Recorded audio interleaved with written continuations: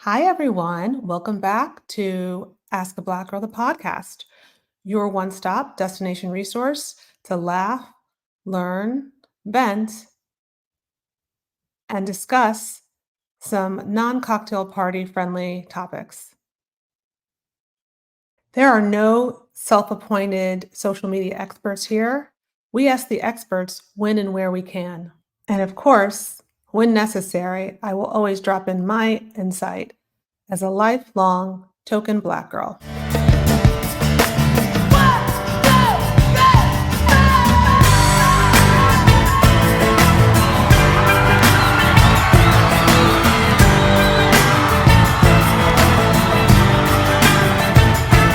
What a wild few weeks we've had in the news.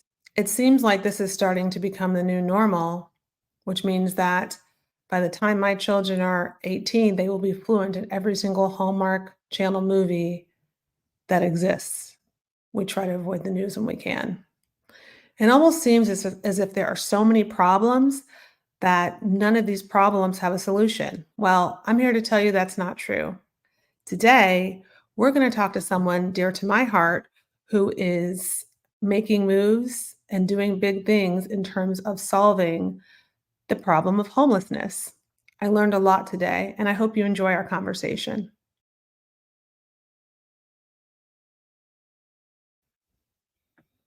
Johnna Vandell has over 20 years of experience in the education, public health, and nonprofit. Johnna Vandell has over 20 years of experience in the nonprofit, public health, and education sectors. She began her career as a program evaluator and researcher, working on projects in the public health and education realms, and specializing in community-based participatory research, otherwise known as CBPR. She has a master's in public health from the University of California in Berkeley. She was a fellow at the Tipping Point T-Lab, where she got an immersive education in human-centered design. She currently consults and collaborates with nonprofits and governments at a local and national level. All of these experiences have pointed to what she's working on now at Elevate Denver as one of the co-founders. Here, she is studying and solving the problem of homelessness in the Denver area, and hopefully nationally at some point, and helping to lift marginalized voices and create space to collaboratively design compassionate and just systems. We're very lucky to have Johnna spend some time with us here today. Please stay tuned for my conversation with Johnna Flood. Welcome, Johnna. Hey, Rana. Thank you so much for joining us. Thanks for having me. So where in the world do I find you today, Johnna? I am right in the middle of Denver, Colorado. So Johnna, for full disclosure, we had a personal friendship to begin with, and I've always known that you're a bit clever. But I have to tell you, only in the past 3 to 4 years have my ears been perking up. You've been up to a lot there in the Denver community. I'm very curious about what it is that you do, what it is that you've learned about the homelessness issue in general, and what you're doing in Denver. Yes, full disclosure, we've known each other for longer than both of us probably want to admit. Totes. Mm-hmm. And I could probably talk to you for hours about what's happening in our community here in Denver, but also our entire nation around the issue of homelessness. But I'll keep it brief and kind of share with you what we are doing at Elevated Denver to address it. So no surprise to anyone that we are experiencing quite a bifurcation of classes in our society, where folks who have wealth are getting wealthier and those who do not, on the whole, are getting more separated and impoverished and unable to participate in home buying and other activities that provide a level of stability. And when the pandemic hit in 2020, there was an explosion of homelessness, certainly in Denver, but also in most major cities across the country and also in rural areas. And at that time, as someone who's been in the social sector doing a lot of research, design work with communities, and many other things, it always worked tangential to homelessness, but never directly on that issue. But when the pandemic hit and I was seeing so many neighbors suffering, I knew I needed to be a part of an effort to solve homelessness. And I just didn't know what that looked like. So as you mentioned, one of the first things I always do is I start with learning, and I needed to gain really quickly a depth of understanding of what was happening around homelessness, why the problem had gotten so significant, and what was being done to solve that. And so I worked with a partner, and we went and interviewed quite a number of folks working in Denver on the issue of homelessness, service providers, policymakers. And then really importantly, we went and talked to folks who had experienced homelessness themselves. And throughout that, what really emerged was that while there were many programs and services devoted to supporting people once they had started the journey of homelessness, it wasn't enough. We weren't doing enough to prevent homelessness. And really no one was looking at the system. And when I say the system, I mean the compilation of programs and services that are supposed to be in place anywhere to support people when they fall in hard times. And so that doesn't even need to be homelessness. That could just be a short-term situation, or it could involve healthcare. It could be a short-term emergency financial need. That's called the social safety net or food need. And that system. So tell me about that, because sometimes, and this is probably going to the wrong politics, you hear social safety net. Yep. And it has negative connotation. What really is the social safety net? And what does it really cost us as a society? Well, excellent question. So the social safety net is truly the set of services and supports and resources that are supposed to be available to anybody in our broad communities. When we're talking about a national scale, it literally would be any resident of the United States should be able to access services and supports that are part of the safety net.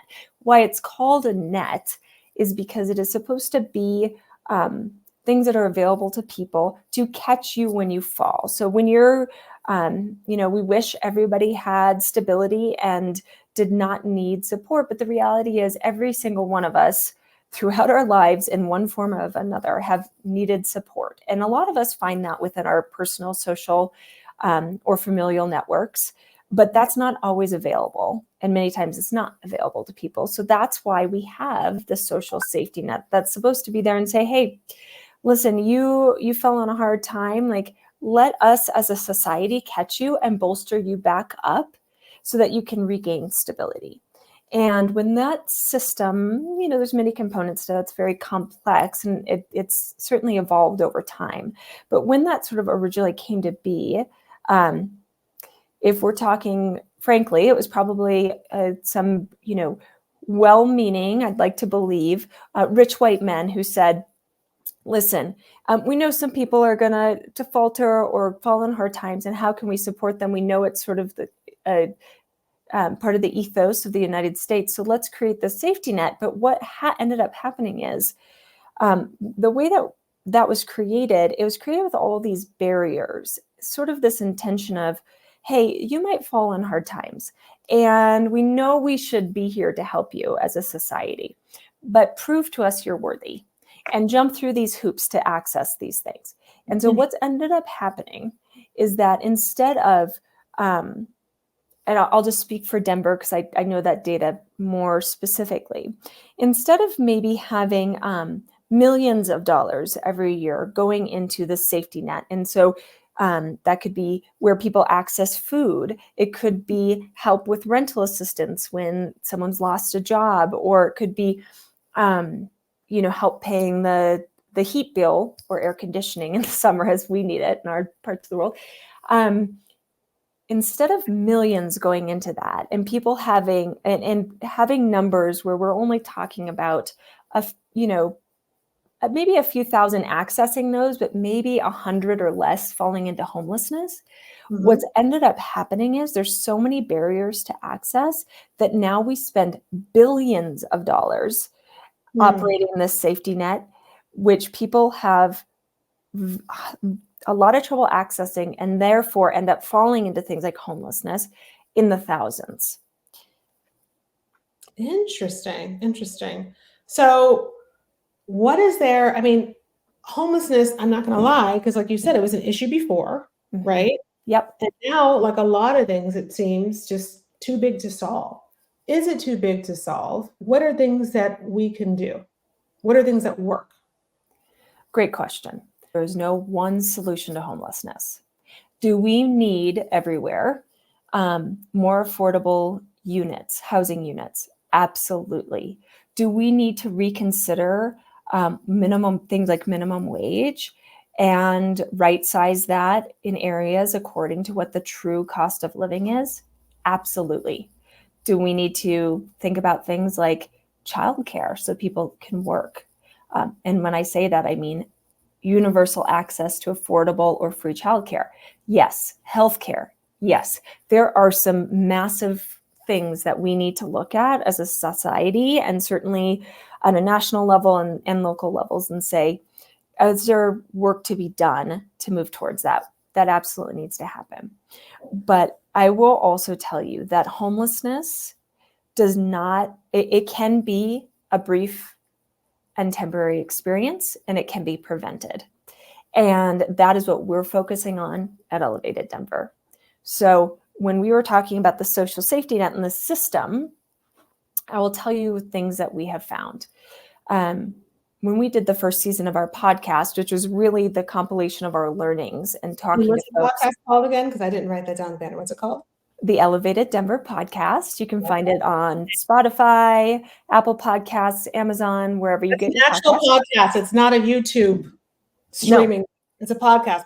I love it. Okay, good. Yes, it's a legitimate podcast. And you can really hear season 1 is really capturing sort of almost a documentary on what was happening in homelessness between 2021 and 2022, focused on Denver, but relevant to the rest of the country. How did we get to that place? What are some of the sort of economic policies and land zoning and all the other things that had gotten us to that place, and what was being done about it? And then season 2 really delves very deep into some specific topics around homelessness, like evictions, what it's like to live on the streets, and really gives you a firsthand experience of homelessness. Wow. So we really get back to the humanity of this and understanding that we cannot view homelessness as somebody else's problem that needs to be solved, but rather a situation where our neighbors, our friends, our family have simply fallen on challenging times and have had no support to catch them, and therefore have fallen into these patterns of homelessness, which, by the way, just experiencing homelessness itself is a traumatic experience. And then in Denver, I will tell you, we're finding that it's taking folks about 3 to 6 months to find support services out of an emergency shelter. In that time, your exposure to what's happening at the shelters or living outside, the trauma you're experiencing just by being unhoused. In Denver, you're trying to keep warm during the winter months and survive a lot of freezing temperatures and stay cool in the summer when you could easily die of heat exhaustion. You might have kids with you that you're trying to navigate, and in fact, maybe even keep in school while you're experiencing homelessness. You're trying to find employment, and yet everywhere you go and every person you encounter is looking at you like you do not deserve to live. And that is what we have to re-examine as a society, and that is something every single one of us can do immediately today. When someone is on the side of the road and they're holding a sign, or you walk by, even if it looks like they are not with it, you can smile at them and acknowledge them as the human beings that they are. And you can reframe for yourself, for your kids, for your family members. Something happened in this person's life that brought them to this stage. They did not do something. They did not deserve this to happen to them. Something happened to them. And how can we look at those things that are happening to people and think about fixing there so that fewer and fewer people fall into homelessness? And when they do, they have the support they need to step right back out. Reframing. It is a solvable problem. Else, any other success stories that you can tell us from Elevated Denver, either about things you've been able to affect or the people involved? Is it a bipartisan organization? Have you had bipartisan collaboration? I may not go so far as to say bipartisan, but I will tell you this. The foundation of what we're doing is educating through storytelling, and that's our podcast. Okay. Then what we believe is we need to start redesigning this system so that it is actually responsive to needs and it works for everybody. Is we are taking the time to look at the system and how to navigate it from a user's perspective. This is a principle well established in the business world, is how do you make a product or service that everyone wants to use? You talk to the folks that are going to use it and say, what would work for you? So we are doing that. We've already done that. We have what we call a community landscape, and you can find that on our website, elevateddenver.co. And through that, what we've come to really understand as we've literally mapped 40 individuals' journeys through the system of homelessness and housing in Denver. Okay. We've said, what has your experience been like? When did you need something? And were you able to find that? How did you find it? When did you need something and you weren't able to find it? Were you always able to identify what you needed? And we really sort of mapped their progress through the system and where the breakdowns have happened. And across the 40 interviews, while everybody's story is so unique to them, there have been absolutely clear breakdowns from the systems level that have happened to people across interviews. And so we are taking a close look at those and we're saying, how do we fix those breakdowns? We're not going to overhaul the system at once. We are not going to find one magic bullet. What works in one community may not work in ours. So how do we take this new understanding from our community's perspective and fix the breakdowns in our system? And that is what we're doing. We start in a week and a half with our first, what we call collaboratories. That collaboratory is a space where we are inviting folks with lived experience, those users of the system, and to be in the same space and partnership and design alongside folks who write policies. So folks in government, folks who are delivering services, and folks from our business community. And we're saying, how do we come together with a shared investment in making this system better? And we are going to facilitate them over 3 months, designing a micro solution, so that one pain point. And then we will test that, revise, scale, move on to the next pain point. So across the next 2 to 3 years, we will address these pain points in our system. And each time we tweak it and make it better, not only are we allowing people to access the services they need right when they need them, we are also allowing a space for all the service providers and all of these entities who are struggling to meet the needs of the community to better collaborate and to make sure that we have the suite of services that our community needs. So that's what we're doing. That effort is really the most critical component to that, is the leadership of the lived experts. And it's also critical that we really foster collaboration and cross-sector collaboration in a way that has not been done before to solve social problems. Johnna, well done. Well done, Elevated Denver. I definitely want to have you back on to tell us how things are going. I appreciate you taking the time to chat with us. Thank you for having me and for being willing to put forward this work. I want to leave the listeners with one last piece, and that is this. For decades, we have been looking at these large-scale social challenges through the same lenses and applying the same principles and the same solutions, and it isn't working. And we are trying to bring innovation and principles from other sectors to this work and apply it in a way that will allow us to get different results. And so if any of your listeners are interested in learning more, there's a way they can reach out through the website, tune into the podcast, and please stay tuned because we're building a model that's not just applied in Denver, but we want to apply it everywhere. Thank you. Johnna Flood, Elevated Denver, problem solving, reframing. Have a great day. Thanks, Rana. I was down, but now I'm up. Yeah, this all God, this ain't no luck. Yeah, I used to be stuck in that mud. Whoa. Yeah, I was down, but now I'm up. I was down, but now I'm up. Yeah, this all. Today's positive news story is courtesy of The Uplift from CBS News. This story is about a lovely 90-year-old man by the name of Ed Dwight. Back in 1961, Ed was selected by President Kennedy to be one of the first Black people to train for an astronaut program. During that time, Ed suffered a very frustrating amount of discrimination from his peers and superiors. He was not selected at the end of the training in 1963 and decided to go into the regular Air Force. Fast forward to 2024, Ed has been invited to join a Blue Origin. That's the company founded by, I think, Lauren Sanchez, but Jeff Bezos is involved. He's been invited to go up in space with them this year. Now, at 90 years old, he will tie William Shatner for being the oldest person up in the air. I know sometimes they say you never know when your ship comes in, but I guess they never know when your rocket ship is going to come in as well. Get it?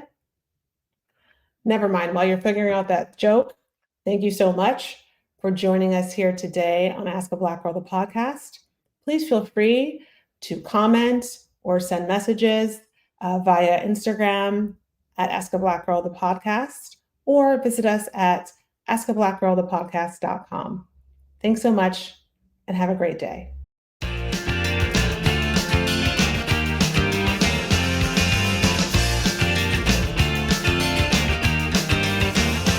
It's happy hour again. I think I might be happy if I wasn't out with them and they're happy. It's a lovely place to be. Happy that the fire's full of bomb and is a shield. With a haircut, smile and the meaning of style is a night out with the boss. Where you win or you lose and it's them who choose. And if you don't win then you've lost. What a good place to be. Don't believe it.